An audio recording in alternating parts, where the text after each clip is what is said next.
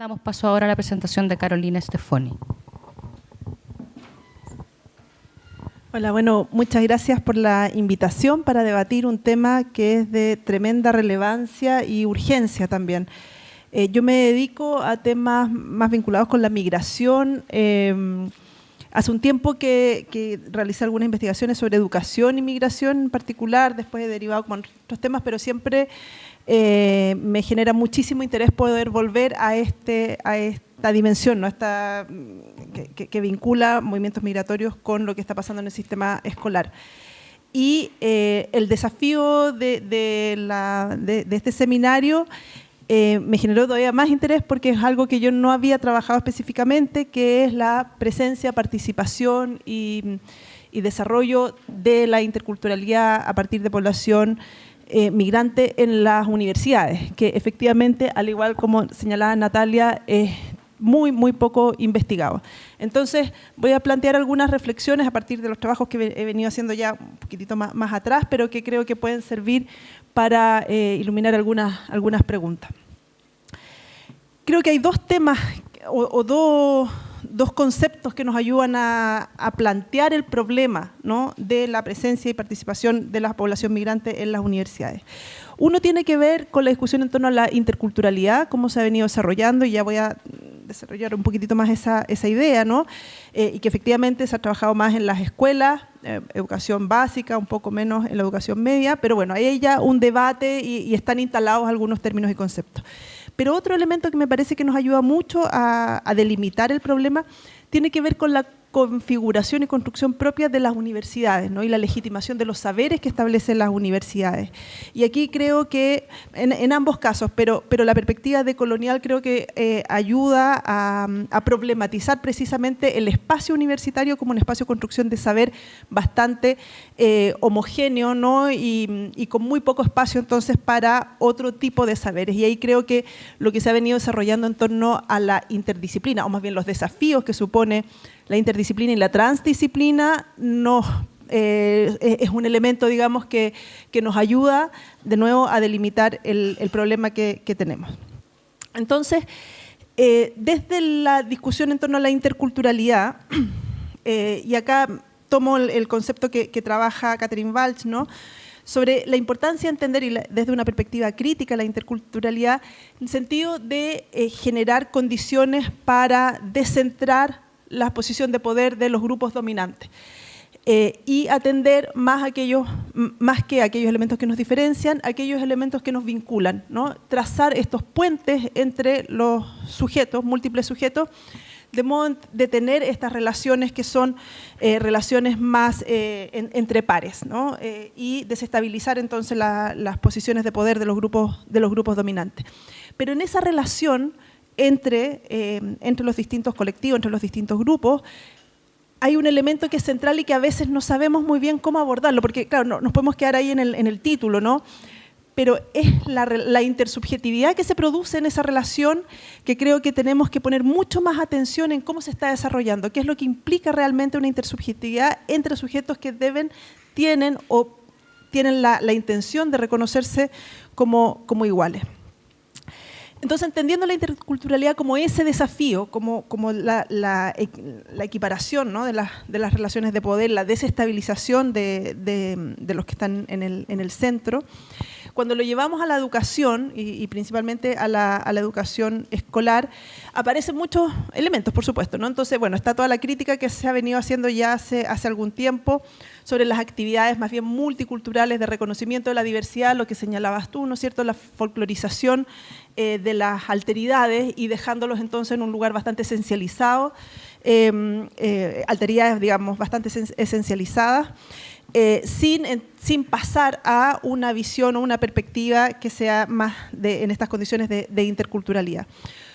Cuando hacíamos los estudios, y bueno, aquí hay hartas colegas que están haciendo investigación en educación, ¿no?, en contextos migratorios, también uno de los elementos que vemos y que atenta precisamente contra el desarrollo de una interculturalidad es la concentración de escuelas, la concentración de población migrante en escuelas, ¿no?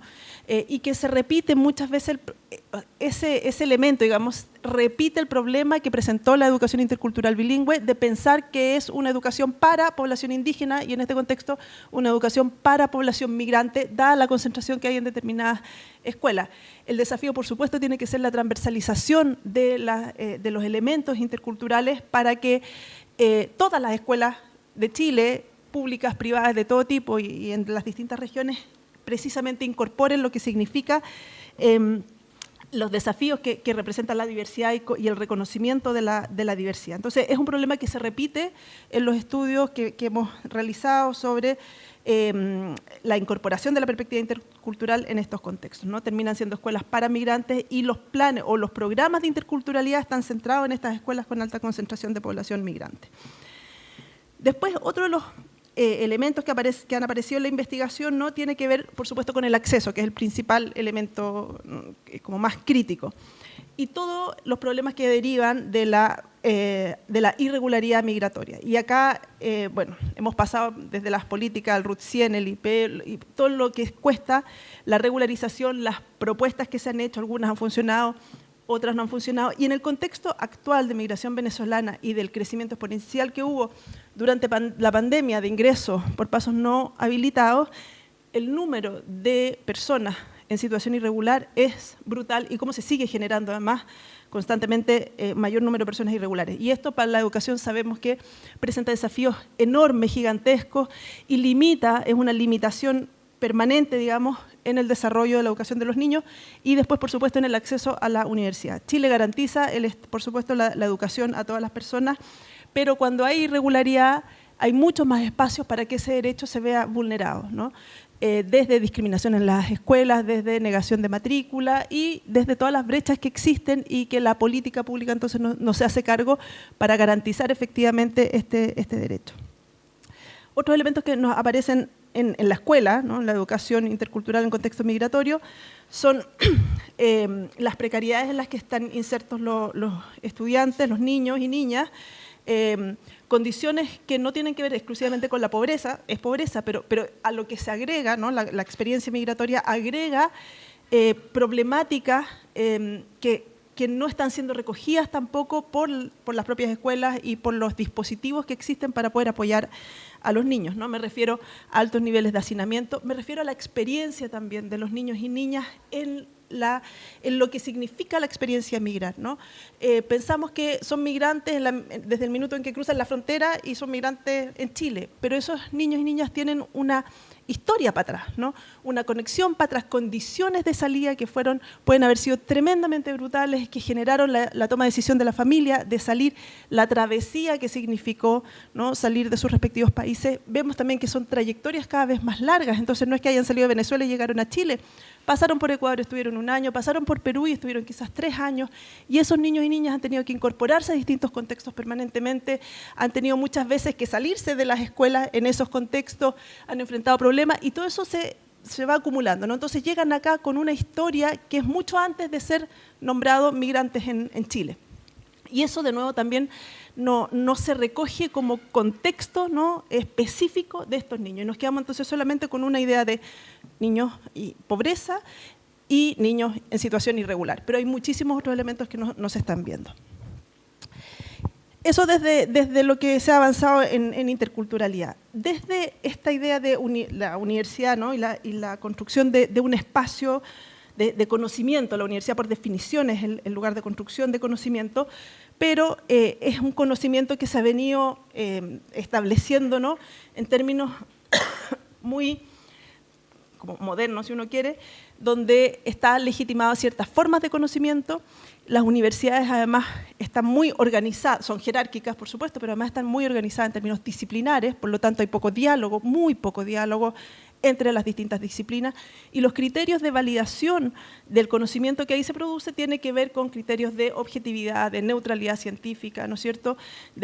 Bueno, además viene como todo con fuerza desde las ciencias más duras. Entonces, los espacios para abrir discusiones en torno para abrir discusiones con sujetos que tienen otras construcciones de saberes, otras experiencias, en el espacio institucional de la universidad se hace muchísimo más difícil. Está muy poco presente en las escuelas, pero en la universidad desaparece completamente. Entonces, ahí el aporte de múltiples diversidades, no solamente grupos indígenas, no solamente migrantes, sino múltiples diversidades que existen en la sociedad, con múltiples formas de entender, comprender las verdades, ¿no? Y si es que no están construidos esos espacios, entonces, bueno, son saberes que se pierden. Y eso nos obliga a pensar, y que no es una discusión nueva, ¿no? O sea, es el posicionamiento de los sujetos que están desarrollando conocimiento, que están aprendiendo, lo que se trae, lo que hace parte de la formación de esos nuevos conocimientos y saberes, ¿no? Pero es el reconocimiento de la posición que ocupan los sujetos y poder que esa posición que ocupan sea un elemento en la construcción de los saberes, digamos, hacia donde tenemos que avanzar. Entonces, bueno, volviendo a la pregunta inicial, ¿no? ¿Cuál es el aporte que hace la población migrante o cuál es el aporte que podría hacer la población migrante en el contexto universitario? Ojalá pudiéramos estar hablando de los aportes, pero me parece que estamos en un estadio anterior que tiene que ver con la presencia de los estudiantes migrantes en las universidades. Y acá el diagnóstico, digamos, es la subrepresentación que tiene la población migrante en la universidad, ¿no? Sabemos, en términos nacionales, la población migrante representa más o menos el 8%, en la matrícula escolar me parece que estar como en el 5%, y en las universidades cuesta mucho conseguir la estadística, pero es muy por debajo del 5%, por lo tanto hay una subrepresentación de estos grupos. Y para entender, digamos, por qué está ocurriendo esto, me parece que, y aquí de nuevo tomando los elementos desde los estudios más vinculado con el sistema escolar, ¿no?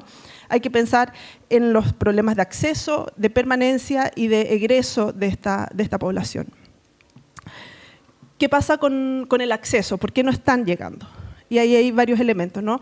Por una parte, hoy día para que los estudiantes puedan optar a la gratuidad, los estudiantes migrantes tienen que tener la visa definitiva o haber cursado los 4 años en la educación media en Chile.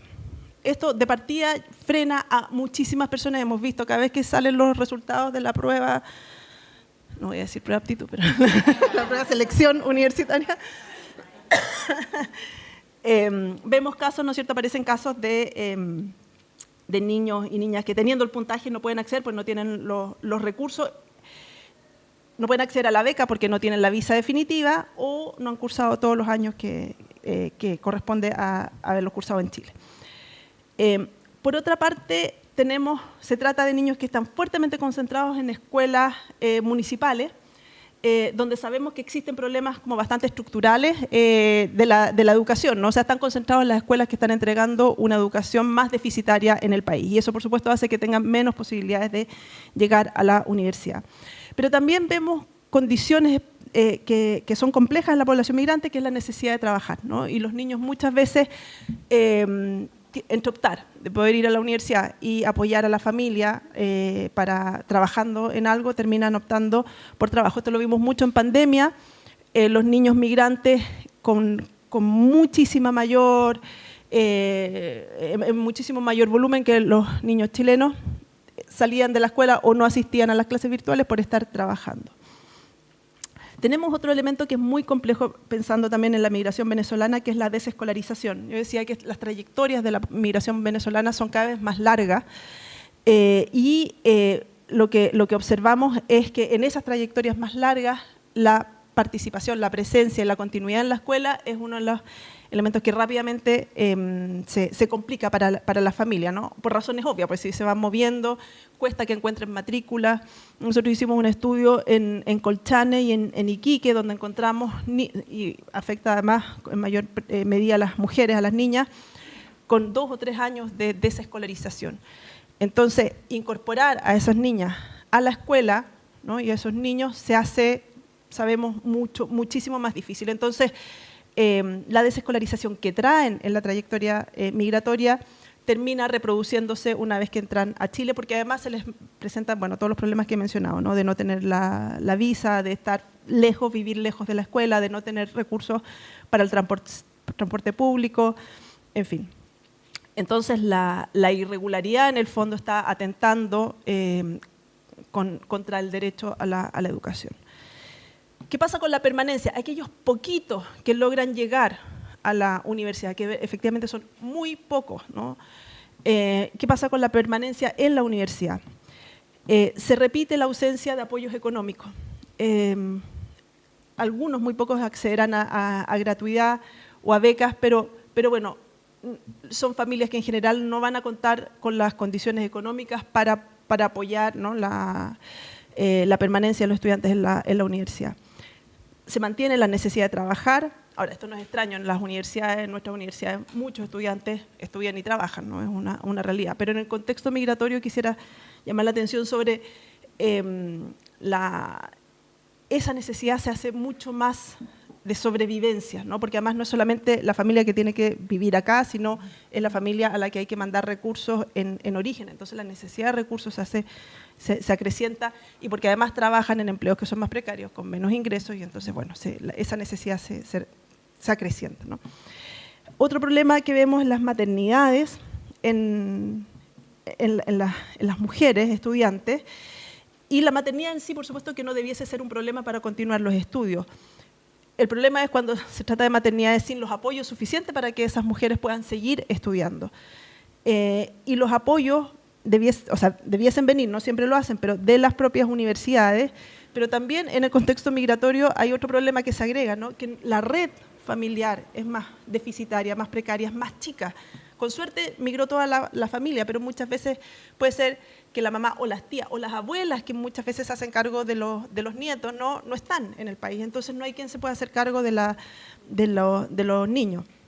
Entonces eso atenta también contra la deserción de los que logran entrar a la universidad. Otro elemento es que sabemos que vienen de escuelas más deficitarias, con menor formación. Las universidades hoy día tienen propedéuticos, tienen algunos mecanismos para nivelar a los estudiantes que están con mayores requerimientos, digamos, académicos, pero estos propedéuticos están hechos para el estudiante nacional. Entonces no hay una lectura de lo que son las experiencias curriculares de los otros países y de los otros contextos. Entonces también como que la experiencia migratoria que hay un poquitito dando vuelta, ¿no?, sin que se inscriba, o sea, parte de las medidas y de las políticas que se están tomando. Otro elemento que dificulta es el idioma, en el caso de la migración haitiana o la migración de personas que no tienen por primera lengua el español. Y por supuesto los elementos de discriminación que los vemos presentes en las escuelas y los vemos también presentes en las universidades.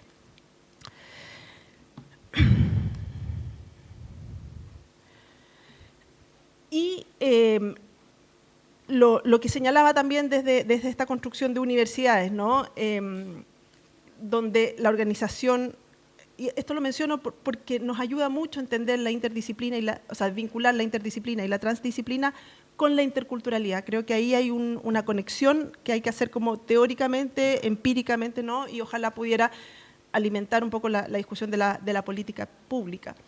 En la medida en que avanzamos hacia la apertura de las disciplinas, ¿no?, a la posibilidad de construir transdisciplina, que tiene que ver con no solamente con ponernos a hablar entre sociólogos, psicólogos, sino mucho más allá, pero abrirse de nuevo a estas otras formas de comprensión de conocimiento, estas otras formas de crear conocimiento, desarrollar conocimiento. Me parece que eso apoya enormemente la construcción, ¿no?, del desafío que significa la interculturalidad, de ponernos a hablar en el mismo lenguaje, en el mismo nivel, ¿no?, sin reforzar la centralidad que tiene la cultura dominante. Porque en la universidad lo que ocurre es que se juntan los dos poderes, el poder de la cultura dominante, en este caso la chilena, y el poder del saber académico, ¿no?, que tiende a ser masculino, sabemos, ¿no?, tiende a ser blanco o chileno en este caso, y tiende a ser bastante homogéneo y bastante, ¿no?, sin digamos, con esta idea de verdad absoluta y de neutralidad, donde el sujeto desaparece. Entonces, empujar a entender, a avanzar hacia la transdisciplina permite descentrar estas jerarquías que existen en las universidades y a su vez permite entonces avanzar y profundizar los diálogos más interculturales.